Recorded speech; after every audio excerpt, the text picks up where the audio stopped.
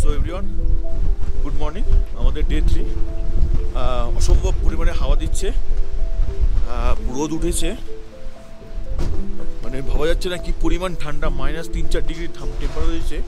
বাথরুমের জল থেকে শুরু করে এভরিথিং পুরো ফ্রি।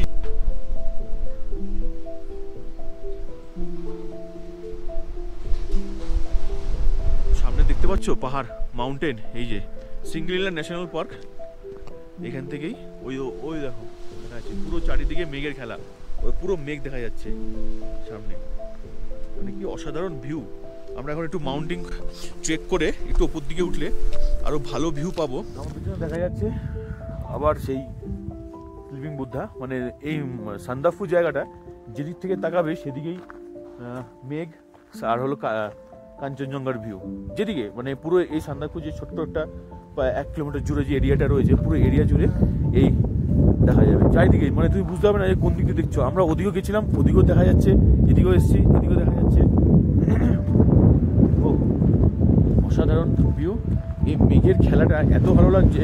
এখনো মেঘগুলো সব স্থির হয়ে রয়েছে, এই যে সব মেঘগুলো স্থির হয়ে রয়েছে, মানে মনে হচ্ছে আমরা মানে একদম টপ অফ দ্য মাউন্টেনের ওপরে রয়েছি, এরপরে আর কিছু নেই। এত সামনে থেকে স্লিপিং বুদ্ধা আমি এর আগে কখনো দেখিনি। কি অসাধারণ দেখাচ্ছে স্লিপিং বুদ্ধার আগে। ব্রেকফাস্টে প্রথমে এই যে এখানে টি রয়েছে, এখানে রয়েছে কফি, আর এখান থেকে সেলফ সার্ভিস, এটা হলো সুগার, আর আমরা এই চা। আমরা মর্নিংয়ে এখন বাজে 9টা, আমরা ব্রেকফাস্ট করে আমরা বেরিয়েছি আরেকটা ভিউ পয়েন্টের দিকে। ওদিকে তো রয়েছেই কাঞ্চনজঙ্ঘা ভিউ পয়েন্ট, আর এখন আমরা যাচ্ছি আরেকটা ভিউ পয়েন্ট। এই যে যেদিকেই তাকাবে সেদিকে দেখা যাচ্ছে, ওটা হলো সানরাইজ হোটেল, এটা হলো চালেট লজ, আর এটা হলো আমাদের জিটিএ লজ। মানে এইটুকু জায়গা জুড়েই পুরো সমস্ত কিছু রয়েছে সান্দাকফুতে। ওই 1টা 2টো 4-5টা টোটাল লজ রয়েছে, 4-5টা। মানে এখান থেকে ছেড়ে যেতে ইচ্ছা করছে না, যেদিকে জায়গা পেয়েছি, যেটা কালকেও এসেছিলাম, আজকেও এসেছি। কি অসাধারণ লাগছে এখানে, মনে হয় সারাটা দিন কাটিয়ে দিই জাস্ট এই ভিউ সঙ্গে।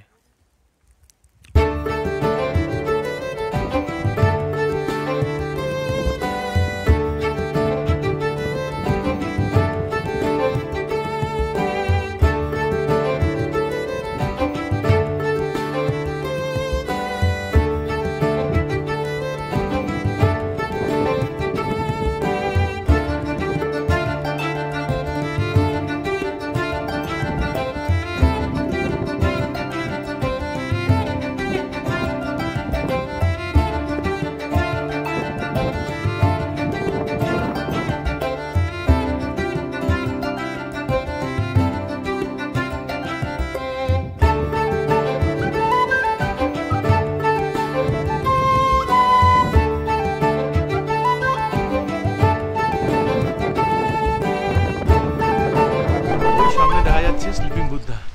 এত কাছে কখনো স্লিপিং বুদ্ধা দেখিনি। এটা আমরা আছি একটা ভিউ পয়েন্টে, তার উপরে, অনেকটা উপরে, ওই সামনে দেখা যাচ্ছে। আর মেঘগুলো নিচে ভাসতে দেখা যাচ্ছে। দেখা যাচ্ছে মাউন্ট এভারেস্ট, ওই যে সরাসরি তাকালে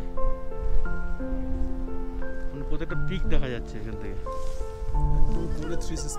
হ্যাঁ, 3 সিস্টার্স পিকটা একদম কোণে। আচ্ছা, ওই 3 কোণে না, ওই 3 সিস্টার, মানে একই রকম দেখতে।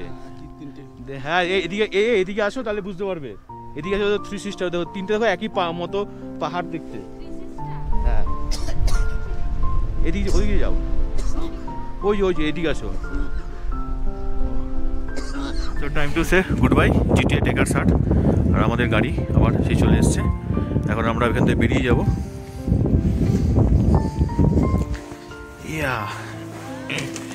উঠে গেলাম। চলো সবাইকে টাটা।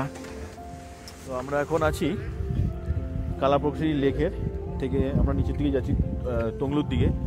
পুরো ফগে ভর্তি হয়ে গেছে। আর আমাদের রেঞ্জ রোভার গাড়িটি অসাধারণ, গাড়িটি পাওয়ার অসাধারণ, কিন্তু পাওয়ারের থেকে মেন হলো এদের স্কিল। এই স্কিলের কাছে কোনো জবাব নেই, এদের স্কিলের কাছে। ওইখানে একটা গাড়ির এক্সেল খারাপ হয়ে যাওয়াতে আমাদের গাড়িটা এবং বাকি পেছনে যত গাড়ি আছে সব দাঁড়িয়ে গেছে। আমরা এখন নিচে হেঁটেই যাচ্ছি, সবাই হেঁটে যাচ্ছে। বলছে ছোটোখাটো ট্রেকিং, মানে যতটা হেঁটে যাওয়া যায়, তারপরে উনি আবার আমাদেরকে ধরে নেবে। সবাই হেঁটে হেঁটে যাচ্ছি। ঠিক আছে, এটা তো ঢালে আছে, কষ্ট হবে না।